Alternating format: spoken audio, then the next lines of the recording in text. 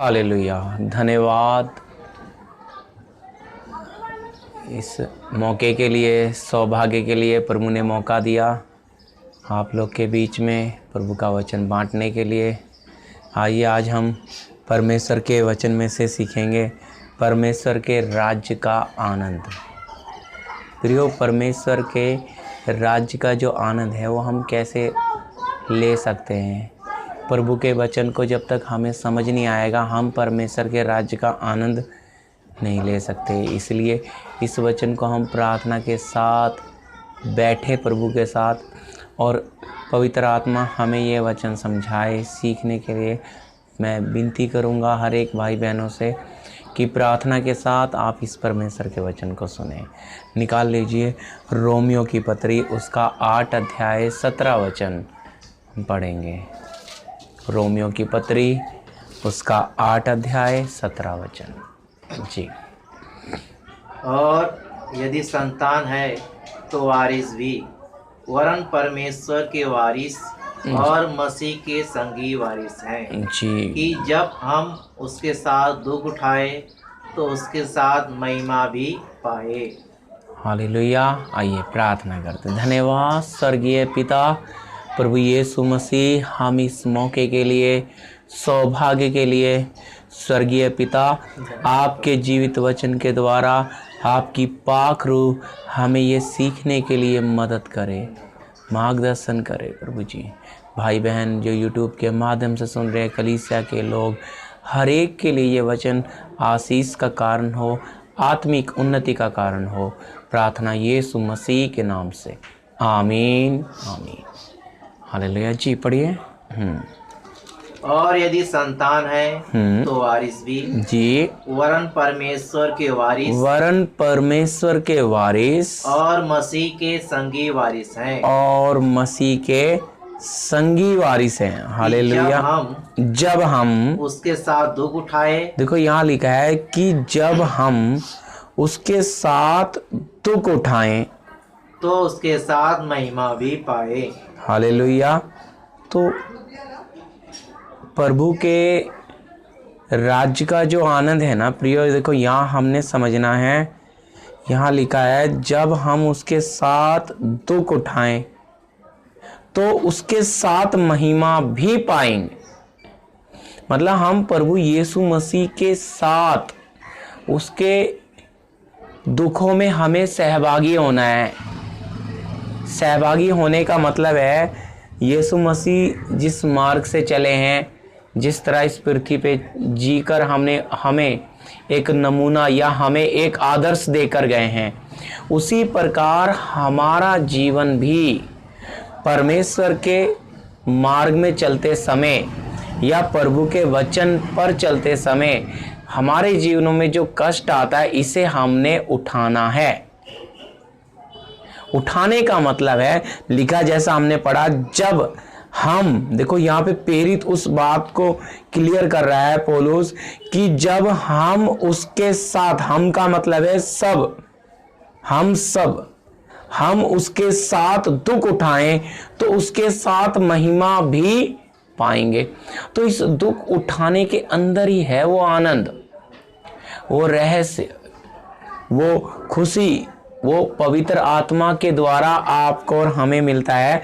ये इधर ही है, लेकिन हम ये बात क्यों नहीं समझ पाते या हमें क्यों नहीं समझ आती? देखिए, ये कष्ट के अंदर जो सा आनंद छुपा है, देखो प्रभु के वचन जब तक हमें समझ नहीं आएगा, जब तक हमारे जीवनों में ये परमेश्वर की सामर्थ का आनंद हम नहीं ले सकेंगे। क्योंकि लिखा है परमेश्वर का राज्य बातों में नहीं सामर्थ में है ना। तो उस बात को आज चखेंगे कि असली आनंद जो है परमेश्वर के राज्य का आनंद है। पढ़िए निर्गमन 12 का 8, निर्गमन 12 का 8 प्रियो जी। और वे उसके धीरे धीरे, जी जी, हाँ जी, उसके मांस को उसी रात आग में भूनकर, जी, अख़मीरी रोटी और कड़वे साग पात के साथ खाएं और उसको सिर, बस, हाँ जी। हाँ, तो यहाँ लिखा है तब हाँ, और वह उसके मांस को उसी रात आग में भूनकर और अख़मीरी रोटी और कड़वे साग पात के साथ खाएं। देखिए यहाँ पे मेमने का जो मेमना या फसा बना रहे हैं इसराइली, जो यीशु मसीह की छाया को बताता है, तो इसके मांस को किस तरह खाने के लिए बताया है? कड़वे साग पात के साथ। या इस परमेश्वर के वचन को अगर आपने और हमने प्रियो खाना है तो इसे कड़वे साग पात के साथ ही हम खा सकते हैं। यह आज्ञा प्रभु ने इसराइलियों को दी थी। आज अगर हमारे जीवन में वचन का प्रकाश होना है तो हमारे जीवन में वो कष्ट के अनुभव होने हैं। वो कष्ट में से ही हम, इसलिए लिखा है जब हम उसके साथ दुख उठाएं तो महिमा भी पाएंगे। लेकिन दुख उठाने के लिए कितने लोग आगे आते हैं, ये महत्व बात है। आनंद लेने के लिए, असली आनंद के देखिए पवित्र आत्मा या परमेश्वर के राज्य का प्रियो जो आनंद मैं आपको बताने जा रहा हूं इस वचन के द्वारा, परमेश्वर की आत्मा आपकी या समझ को खोले, बुद्धि को खोले, क्योंकि इस कष्ट के पीछे ही है वो असली रहस्य। बहुत मसीह लोग कष्ट को समझते हैं ये शैतान की ओर से दिया हुआ श्राप है या शैतान ने दिया है, लेकिन आपके जीवन में जब कष्ट आते हैं तभी तो आप नम्र बनते हो, टूट जाते हो। कष्ट हमें क्या बना देते हैं? कमज़ोर। जैसा प्रभु का दास पौलुस कहता है, जब मैं निर्बल होता हूँ तभी बलवंत हो जाता हूँ। तो हमारे जीवन में, और यहाँ पे जैसा लिखा है कड़वे साग पात के साथ, दुख के साथ, तो दुख के साथ खाते समय हमें इसमें क्या मिलेगा प्रियो? देखो उसके लिए पढ़िए भजन संहिता, फिर हम इसको रिटर्न पढ़ेंगे, पर भजन संहिता 119 का 130।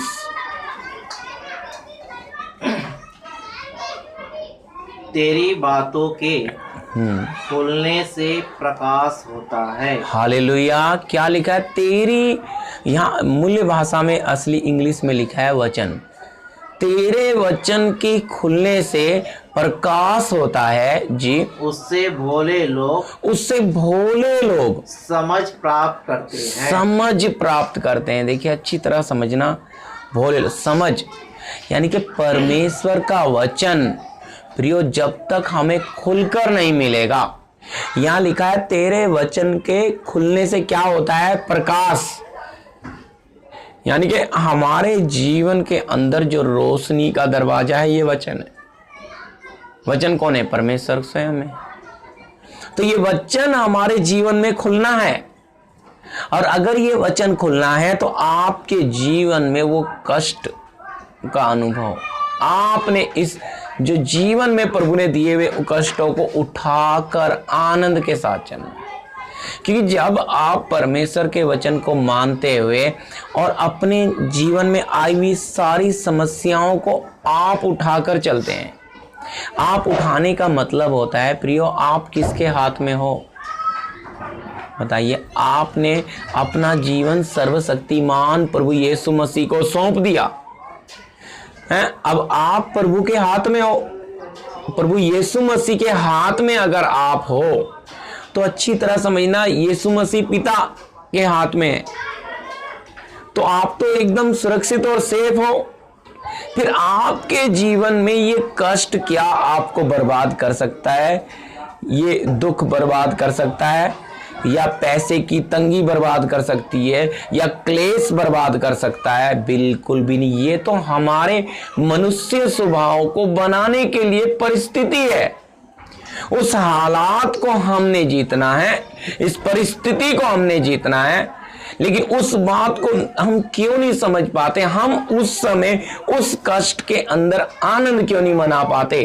कारण एक ही है प्रियो, कि हम परमेश्वर के वचन को जैसा समझना है नहीं समझे, या परमेश्वर का वचन हमारे लिए जैसा प्रकाशन उसका मिलना था हमें नहीं मिला।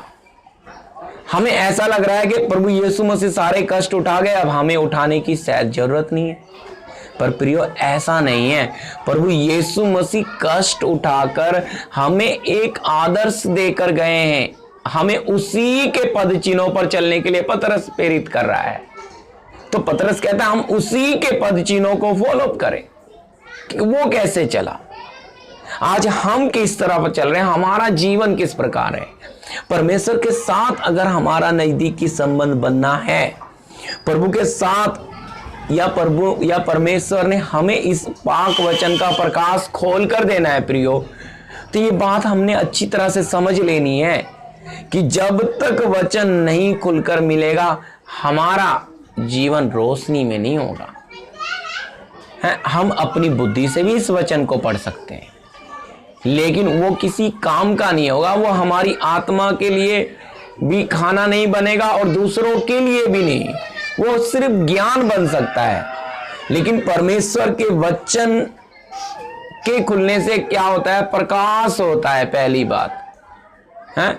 और फिर लिखा है भोले लोग किसको प्राप्त करते हैं, समझ को प्राप्त करते हैं। तो अगर हमें आत्मिक स्वर्गीय समझ या परमेश्वर के राज्य की समझ आनी है तो हमारी क्या खुलनी है, हमारे लिए ये वचन परमेश्वर का खुलना है प्रियो। अगर ये नहीं खुल रहा है तो फिर हमारे जीवन में वो आनंद भी नहीं होगा जो पवित्र आत्मा या परमेश्वर के द्वारा हम पाते हैं, आगे में आएगा वचन में। तो कहने का मतलब वहां पे हम इस्राएलियों को देख रहे हैं, परमेश्वर ने किस प्रकार से आज्ञा दे दी, क्या करो भी मेमने को, उसके मांस को उसी रात बुने हुए मांस को कड़वे साग पात के साथ ही खाना है प्रियो। तो कड़वे साग पात के साथ खाने के पीछे का मतलब है आपको अपने जीवन में जो आने वाले कष्ट हैं, इन कष्टों पर आपको जय पाकर इस वचन में चलना है। यानी कि आपको उस कष्ट से, उस समस्या से भागना नहीं है, डटकर सामना करना है। अगर आपकी पिसाई हो रही है, कई बार हमारे मन में ये विचार आ जाते हैं, प्रभु के वचन में तो लिखा है प्रभु कहीं लज्जित और फज्जित नहीं होने देगा। लेकिन प्रियो परमेश्वर ये भी कहता है कि वो तुम्हारी कटी पर भारी बोझ बांधता है और तुम्हारे सरों पे से गुड़ चढ़ों को चढ़ाता है और आग में से और जल में से लेके चलता है। कई बार प्रभु हमें कष्ट में से लेकर जाता है और वो इसलिए जाता है कि हमें वो बना सके। लिखा ना हमने प्रकाश बहुत बार इस वचन को पढ़ा है भजन संहिता में, परमेश्वर ने हमें जाल में फंसाया। क्यों परमेश्वर हमारे जीवन में वो परिस्थिति तैयार कर रहा है, ताकि हमारा मनुष्य स्वभाव निकलकर और इस वचन का सही प्रकाश आपके और में हमारे जीवन में प्रकाशमान हो, ताकि हम प्रभु यीशु मसीह के पद चिन्हों पर चल सकें। लेकिन यह तभी संभव है जब हम अपने जीवन को परमेश्वर के वचन की ओर लगाएं, हम इस वचन के प्रकाशन को पाएं। और यह तब हो सकता है जब आप प्रभु के साथ समय बिताएं या प्रभु के साथ जिएं। कष्ट आप अपनी ताकत से, देखिए जब कष्ट आता है मनुष्य स्वभाव पे निराशा आ जाती है। दुख आ जाने से क्या हो जाता है, इंसान निराश हो जाता है। देखिए हम पढ़ेंगे इसके साथ समझने के लिए नहमिया 8 अध्याय 8 से 12 तक।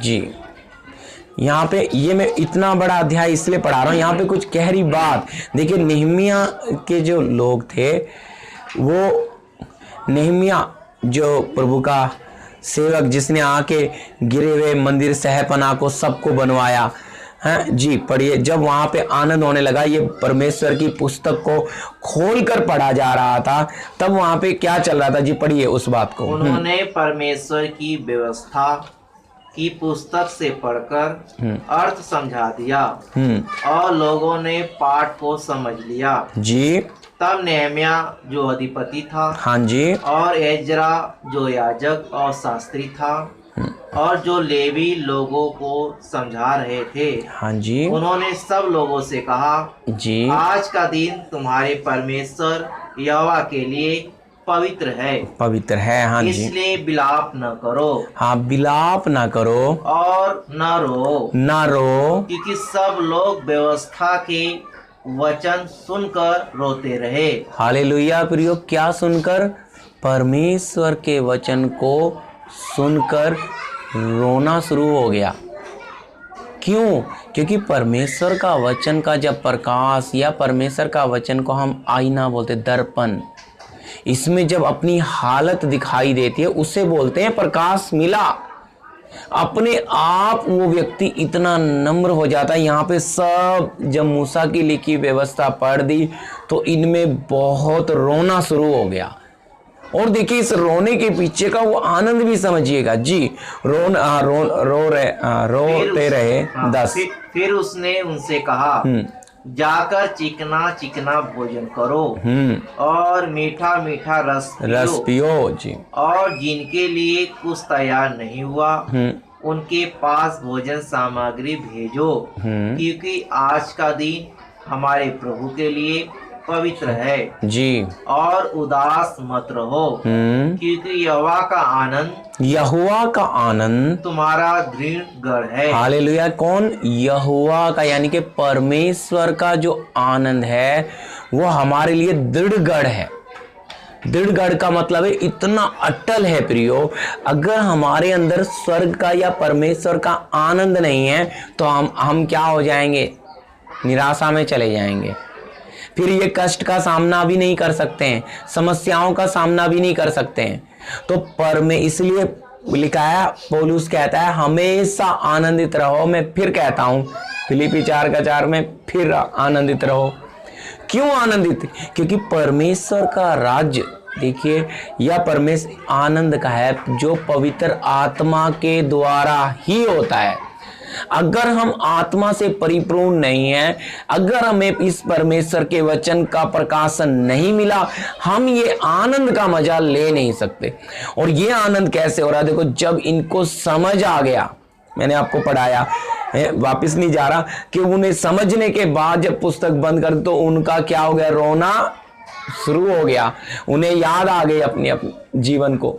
और फिर कहता है जाओ अच्छा चिकना चुकना भोजन खाओ और आनंद करो, क्योंकि यहोवा का आनंद तुम्हारे लिए दृढ़ गढ़ है जी। 11 यो लेवियों ने सब लोगों को यह कहकर चुप करा दिया। यह कहकर चुप करा दिया, चुप रहो, चुप रहो, क्योंकि आज का दिन पवित्र है और उदास मत रहो। तब सब लोग खाने पीने भोजन सामग्री भेजने और बड़ा आनंद मनाने को चले गए, क्योंकि जो वचन उनको समझाए गए थे। ध्यान से सुनना प्रियो, जो वचन उन्हें समझाए गए थे उन्हें वे समझ गए थे। यहाँ लिखा है जो वचन उन्हें समझाए गए थे उन्हें वो समझ गए थे।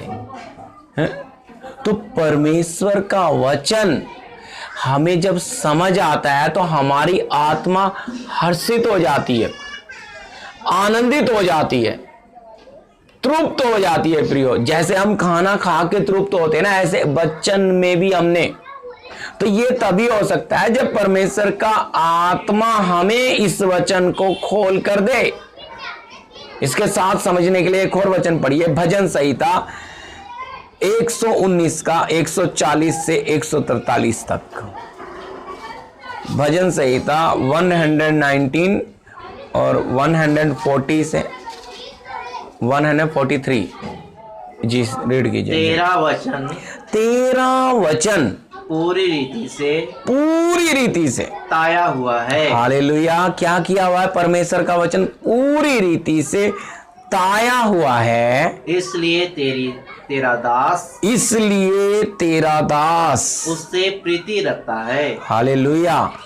क्या लिखा है? तेरा वचन पूरी रीति से ताया हुआ है, इसलिए तेरा दास उससे प्रीति रखता है। मैं छोटा और तुच्छ हूँ। हाँ देखिए, तो भी हाँ मैं तेरे उपदेशों को नहीं भूलता। हाँ, इतना नम्र बन रहा है दास, कहता है मैं छोटा और तुच्छ हूँ।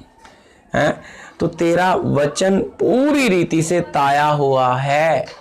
तो परमेश्वर का वचन अगर ऐसा है तो हमारा जीवन कैसा होना है प्रियो? ये बात समझना है। दाऊद यहाँ पे हमें क्या प्रार्थना कर रहे हैं या क्या बात को रख रहे हैं? है, कहता है मैं छोटा और तुच्छ हूं तो भी मैं तेरे उपदेशों को नहीं भूलता। कितने भी कमजोर हो जाएं, कितनी भी आगे उस बात को पूरा पढ़ लीजिए, जहां समझेंगे फिर। तेरा धर्म सदा का धर्म है, तेरा जो धर्म है वो सदा का धर्म है, और तेरी व्यवस्था सत्य है। सत्य है। मैं संकट और सकेती में फंसा हूँ। हालेलुया। यानी कि आज हम अपने जीवनों को भी देखें, प्रभु का वचन तो बिल्कुल ताया हुआ, एकदम खरा है प्रियो, पेवर है। लेकिन हमारे जीवन कितने समस्याओं में है, हमारे जीवन, ये भी संत का जीवन देखिए, कितनी भी तकलीफों में हो, लेकिन इसका परमेश्वर के प्रति आदर देखिए, इसका परमेश्वर के साथ वफादारी देखिए। गलती करी उसने, लेकिन फिर भी प्रभु उससे कितना प्रेम, अपने हृदय के अनुसार का व्यक्ति दाऊद को कहते हैं। अगर उसका जीवन इतना करीब प्रभु के साथ नजदीकी रिश्ता था, वो इतना प्रभु को समझ पा रहा है, अपने आप को इतना छोटा बना रहा है, नम्र है। और हम 42 में पढ़ते हैं, तेरा धर्म सदा का धर्म है और तेरी व्यवस्था सत्य है। यानी कि परमेश्वर का वचन पूरी तरह से खरा और सच्चा है।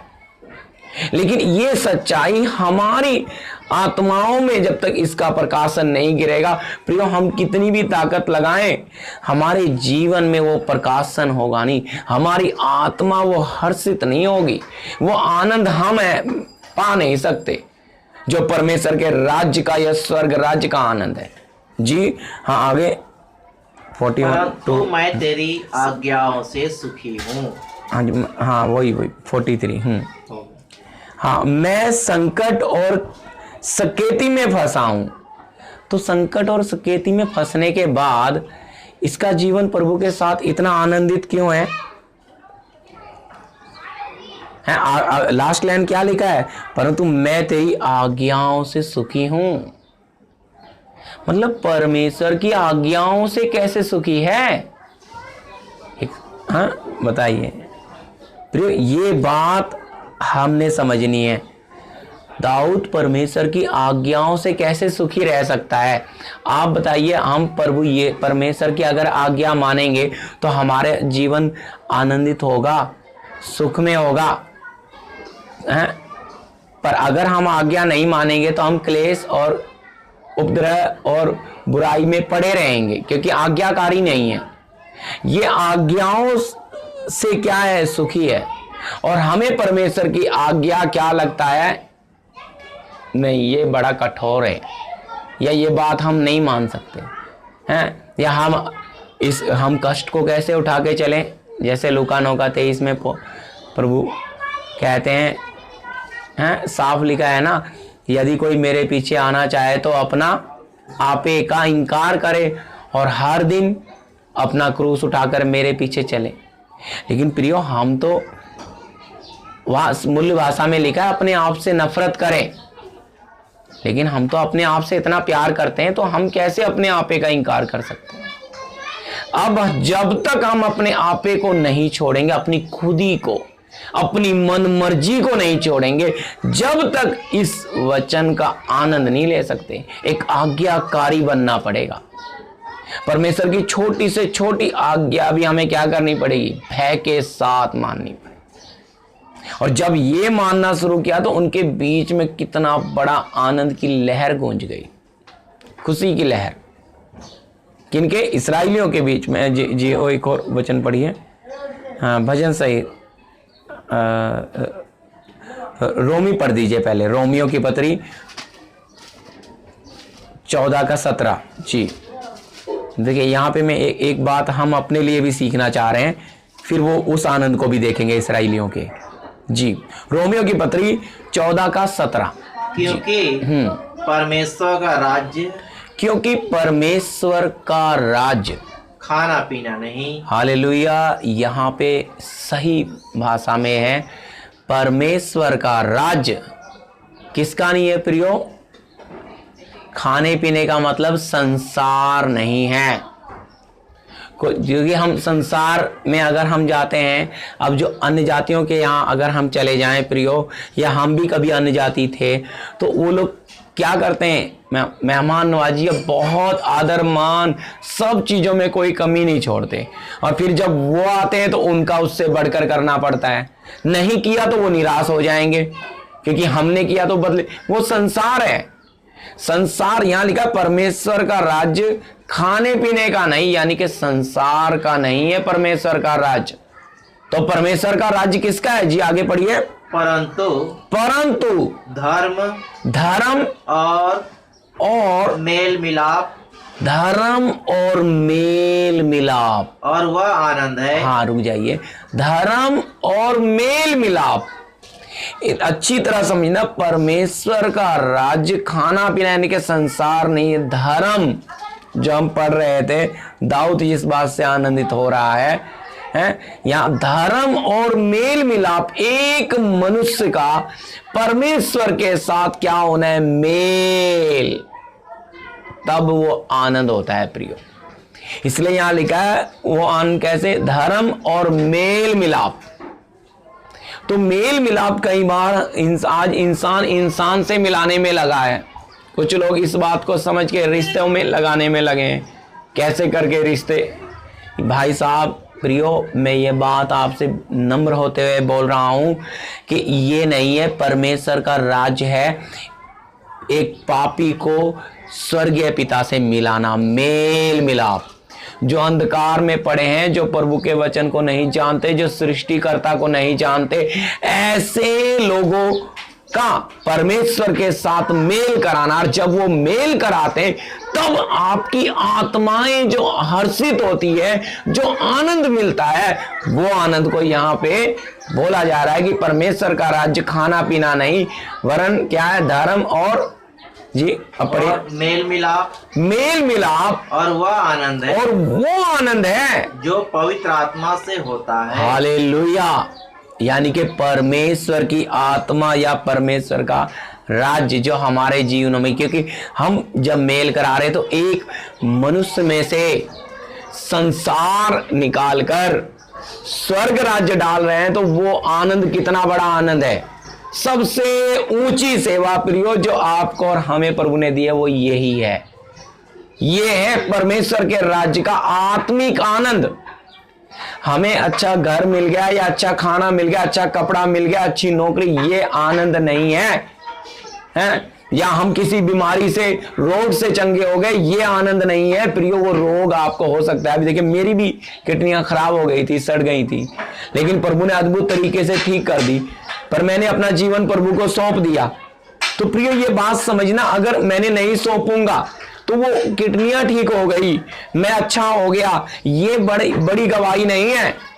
या ये बड़ी बात है कि मैंने परमेश्वर के राज्य में प्रवेश किया या परमेश्वर के राज्य को अपना बनाया, अपना जीवन प्रभु को दे दिया। क्योंकि शरीर चंगा हो गया तो ये आनंद कितना है? जब तक मेरा शरीर है, एक दिन मौत आएगी और मुझे ये शरीर छोड़ना है। उस समय क्या होगा? फिर वो किडनियों का क्या है जी? इसी तरह कैंसर हो, ट्यूमर हो, कोई भी बीमारी रोग आपके जीवन में हो, उससे भी ज्यादा बड़ा है आत्माओं का उद्धार, आत्माओं का छुटकारा प्रियो। यह है सबसे कीमती चीज। इसलिए वचन का प्रकाशन जब तक हमें नहीं मिलेगा तब तक हमारा लोगों के आत्मिक जीवनों के लिए चिंता नहीं होगी। उनका प्राण आत्मा नरक की ओर जा रहा है, लेकिन बहुत लोग इस आनंद को शरीर के आनंद में बदल देते हैं। वो शारीरिक चंगाई हो गई तो बड़ा आनंद मनाते हैं प्रियो। उससे भी ज्यादा कीमती है आत्मिक चंगाई, आत्मिक छुटकारा, आत्मिक शांति, परमेश्वर के आत्मिक राज्य का आनंद लेना। तो ये तभी हो सकता है जब हम अपने जीवन को परमेश्वर के हाथों में सौंप दें, तब ही। और ये सौंपना कैसे? पूरी तरह से आपे का, अपनी खुदी का, अपनी मन मर्जी का इंकार करें। ये बहुत कठिन है, मनुष्य बहुत कम करते हैं। अपने आप का, अपनी बुद्धि का, अपने आपे का इंकार नहीं कर पाते। क्यों नहीं कर पाते? कारण क्या है?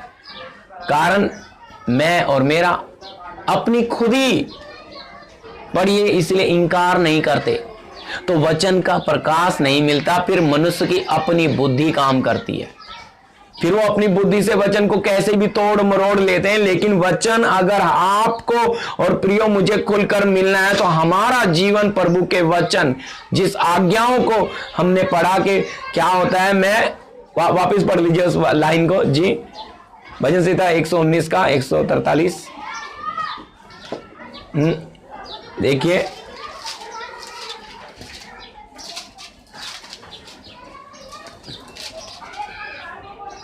मैं संकट हाँ और सकेती में फंसा हूँ, संकट और सकेती में फंसा हूं, परंतु मैं तेरी आज्ञाओं से हाँ सुखी हूँ। सुखी हूँ। जब हम कितने भी तकलीफ में हो प्रियो, हो सकता है अभी लॉकडाउन चल रहा है, बहुतों के जीवनों में, कुछ कई विश्वासियों के जीवनों में काम नहीं है, परेशानी है, पैसे की तंगी है, और भी नाना प्रकार की समस्याएं हैं, लेकिन परमेश्वर की आज्ञाओं से हर्षित होना है। वो हर्ष क्यों नहीं है, वो आनंद क्यों नहीं है, वो तेज क्यों नहीं है आत्मा का हमारे जीवनों में? क्योंकि हम उन चिंताओं में डूबे, प्रभु की आज्ञाओं पर हमारा कोई ध्यान नहीं है। हम परमेश्वर के साथ जैसा हमारा नजदीकी संबंध या रिश्ता होना है वो नहीं है, और ये ना होने के कारण हमारे जीवनों में वो आत्मिक आनंद नहीं है। लेकिन जब इस्राएलियों ने देखो पूरे जब सहपना बनवा दी नेहमिया ने, उसके बाद जो व्यवस्था की पुस्तक पढ़ दी और बाद में जो आनंद मना रहे हैं, लेवियों के बीच में भी, सेवकों के बीच में से भी कमियों को ठीक किया गया, शुद्ध किया गया, और फिर जो इतना बड़ा आनंद उनके बीच में उपस्थिति परमेश्वर की हुई जी। पढ़ लीजिए नेहमिया 12 का 43, नेहमिया 12 अध्याय 43। देखिए जो आनंद पवित्र आत्मा से होता है जी, हमने ये पढ़ा रोमियो में, अभी ये भी एक बार लास्ट वचन हम देख लेते हैं। उसी दिन लोगों ने बड़े बड़े मेल बलि चढ़ाए। हाँ, बड़े बड़े मेल बलि। देखो परमेश्वर से जब मेल हो जाता है ना, ये सबसे बड़ी बात है प्रियो। आपका और हमारा जब परमेश्वर से मेल होता है तो मेल बलि इन्होंने चढ़ाई। और क्या कर रहे हैं मेल बलि चढ़ा के? जब परमेश्वर से मेल हो जाता है जी, और आनंद किया, क्योंकि परमेश्वर ने उनको बहुत ही आनंदित किया। हालेलुया, ये पवित्र आत्मा का आनंद है, क्योंकि परमेश्वर ने उन्हें बहुत ही आनंदित किया था। आगे सुनिए जी। स्त्रियों ने और बाल बच्चों ने भी, यहाँ तक स्त्री बाल बच्चे किसी को नहीं छोड़ा। प्रभु ने अपने आनंद के अभिषेक से या आनंद के तेल से क्या कर दिया? इनको अभिषेक कर दिया। इतना आनंद जो सिर्फ और सिर्फ परमेश्वर की आत्मा दे सकती है। तो इनके जीवनों में वो आनंद जी, यरूशलेम की आनंद की ध्वनि हाँ, दूर दूर तक फैल गई। आपके जीवन में जब परमेश्वर की आत्मा के द्वारा जो आनंद असली होता है, ये आनंद में जब आप जियोगे तो आपके जीवन में बड़ा कष्ट क्लेश होगा, लेकिन इस आनंद में जब चलोगे तो दूर तक गवाही होगी कि देखो भाई, ये व्यक्ति तो ऐसे जीते हैं, इनका जीवन तो ऐसा है, इनके जीवन में भी कष्ट है, समस्या है, लेकिन आनंद की घटी नहीं है, आनंद की कमी नहीं है। ये कौन सा आनंद है जो इन्हें मिल गया है? तब ये पवित्र आत्मा के द्वारा, क्योंकि एक क्या कर परमेश्वर के साथ मेल प्रियो, तब ये आनंद मिलता है हमें।